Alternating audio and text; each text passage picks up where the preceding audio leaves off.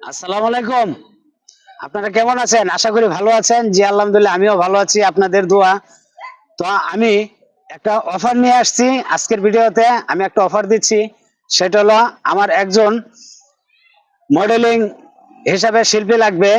তো আপনারা যদি কেউ আপনারা ইচ্ছুক থাকেন যে আমি ইউটিউবে, ফেসবুকে, টিকটকে কাজ করবেন, তাহলে অবশ্যই আমার সাথে যোগাযোগ করবেন।